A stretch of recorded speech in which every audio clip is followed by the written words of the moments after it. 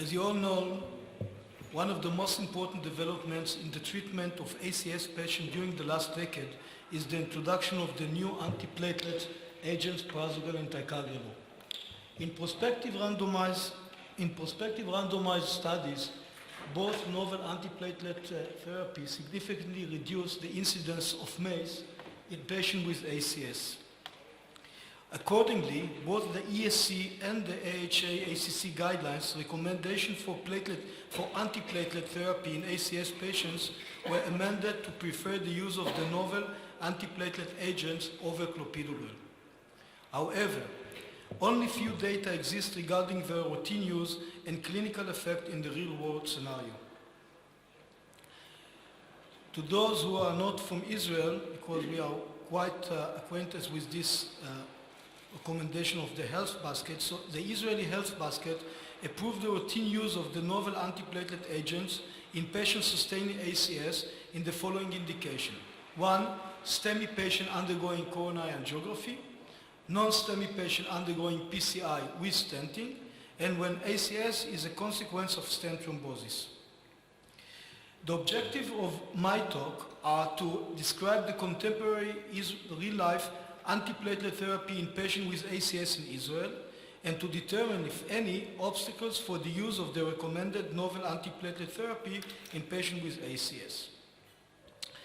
ACCIS is a 2-month biannual real nationwide, including all 25 departments in Israel, and the registry comprise all ACS patients hospitalized in cardiology department in Israel. The last ACCIS was performed in 2013 and comprised of almost 1,900 patients. 40% presented with STEMI, of them 95% underwent coronary angiography, and almost 92% underwent PCI. 60% presented with non-STEMI or unstable angina, of whom only 85% underwent coronary angiography, and of these patients, 68% underwent PCI. These slides describe the changes in the use of aspirin and P2Y12 antagonists in Israel in the last 13 years. As you can easily appreciate from this slide, the number of patients received aspirin was quite high, over 95%, and was not changed during the last decade. On the contrary, there was a dramatic increase in the number of patients treated with P2Y12 blockers, of course, mainly clopidogrel, from 1/3 of the patients in the year 2000 to 86% in 2010, with no further increase up till 2013. Of the entire 1,896 consecutive ACS patients who were included in ACCIS 2013, 86% were discharged with any P2Y12 blockers, and half of them, 42.6, actually 43%, were discharged with the all-good clopidogrel. But this slide is much more important, much more interesting. This slide describes the use of P2Y12, the different P2Y12 antagonists, among only 1,226 consecutive AMI, either STEMI or non-STEMI patients, who also underwent PCI, and therefore were amenable to treatment with the new antiplatelet therapy agents according to the Israeli health basket. As you can see, overall, 97% of the patients were discharged with any P2Y12 blockers, but yet 1/3 of them were treated with clopidogrel, 42% with prasugrel, and less than 22% with ticagrelor. Interestingly, there were significant differences in the antiplatelets P2O12 antagonists policy among patients with STEMI undergoing PCI as compared to non-STEMI undergoing PCI. As you can see on the left-hand side of this slide, of the STEMI patient undergoing PCI, this is a typo, it's not only primary PCI, it's all PCI. More than 60% were treated with prasugrel, and more than 3/4 were treated with one of the new antiplatelet therapies. Among the non-STEMI patients, I would like to remind you that we are dealing here only with patients who were amenable to treatment with one of the novel antiplatelet therapies. As much as 49% were still treated with clopidogrel, and the other half were divided in a 2-to-3 ratio between prasugrel and ticagrelor. To try to understand the insufficient use, the underuse of the new antiplatelet therapy among non-STEMI patients, we compared the baseline characteristic of the clopidogrel as compared to the novel antiplatelets treated non-STEMI patients in Axis 2013. As you can see, patients with clopidogrel were much older and much sicker, with significantly higher incidence of hypertension, prior reperfusion, either PCI or CABG. They were more likely to suffer from chronic renal failure, as well as to have in their past history TIA or stroke.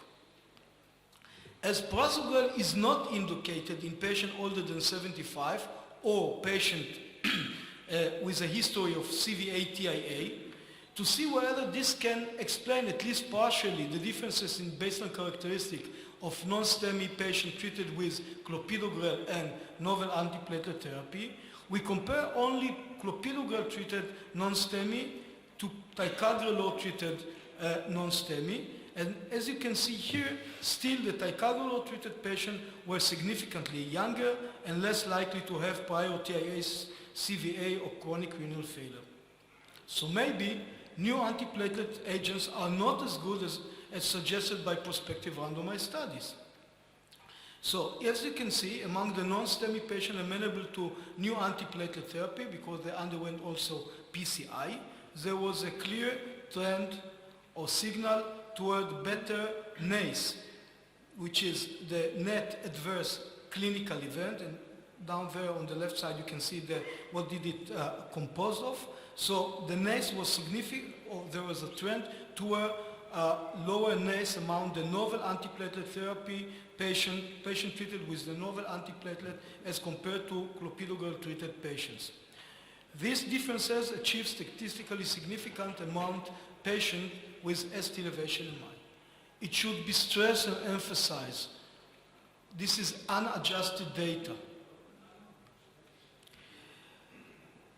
Similar to, or in accord to our finding, the Translate ACS results, which is another prospective real-world registry of patients with acute myocardial infarction, aimed at comparing prasugrel versus clopidogrel, as I said, among MI patients undergoing PCI in the real world. Not as the Axis, which I remind you included 1,226 patients, the Translate ACS included more than 12,000 MI, STEMI and non-STEMI patients treated with PCI, in this sense is like the Axis, and PDI and ADP receptor inhibitors during their index hospitalization in more than 200 USA sites. 25% of the patients were treated with prasugrel, 72% with clopidogrel. And as the treatment paradox that we showed in our Axis patients, the Translate ACS showed the same trend. As you can see, prasugrel, or maybe we should say clopidogrel treated patients as compared to prasugrel treated patients were significantly older, less likely to be STEMI patients, and had higher incidence of prior MI, prior PCI, prior CABG, prior stroke, and were more likely to suffer diabetes. Once again, in similarity to our finding in an unadjusted analysis, the MACE rate was significantly lower in the Translate ACS in prasugrel treated patients as compared to clopidogrel patients. However, after adjusting the differences in baseline characteristic, there were no significant differences in the MACE and in neither of the components of the MACE, all-cause mortality, MI, stroke, and revascularization. Once again, to our finding in the Axis, in an unadjusted analysis, clopidogrel treated patients as compared to prasugrel treated patients paradoxically suffered more bleeding, probably because of the higher risk, the older age and the higher risk profile. And indeed, after adjusting for the differences in baseline characteristic, there was a non-significant trend to a higher bleeding with prasugrel as compared to clopidogrel. But still, those differences, as with the MACE after adjustment, were not differences. There were no differences between the two kind of thienopyridines in real life. Let me shift back to our axis result.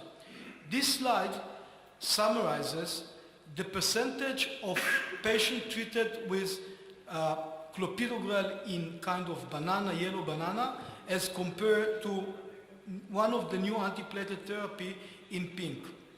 And maybe this might be the crystal ball to explain the underuse of new antiplatelet therapy in our population, in axis population.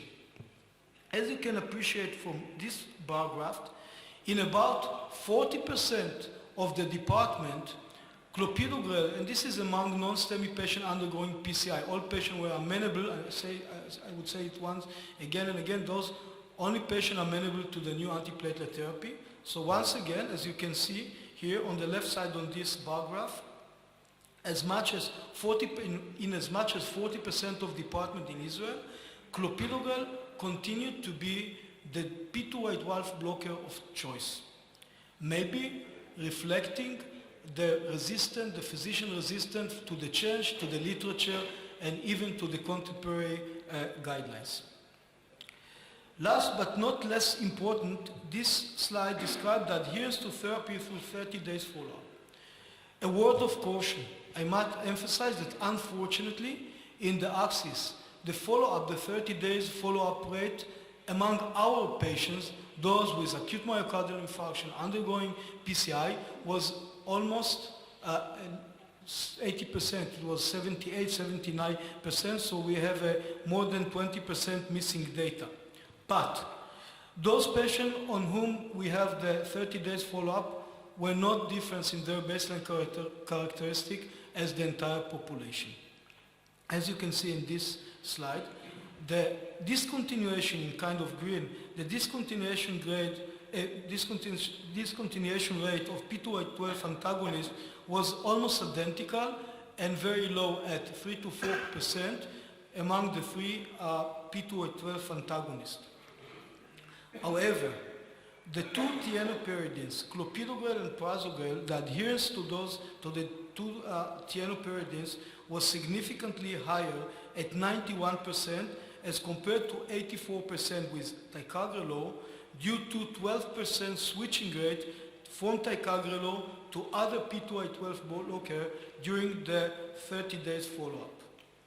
In summary, ladies and gentlemen, of the STEMI patient undergoing PCI, about 3/4 are being facilitated by one of the new antiplatelet agents, at least in Israel. This is our experience.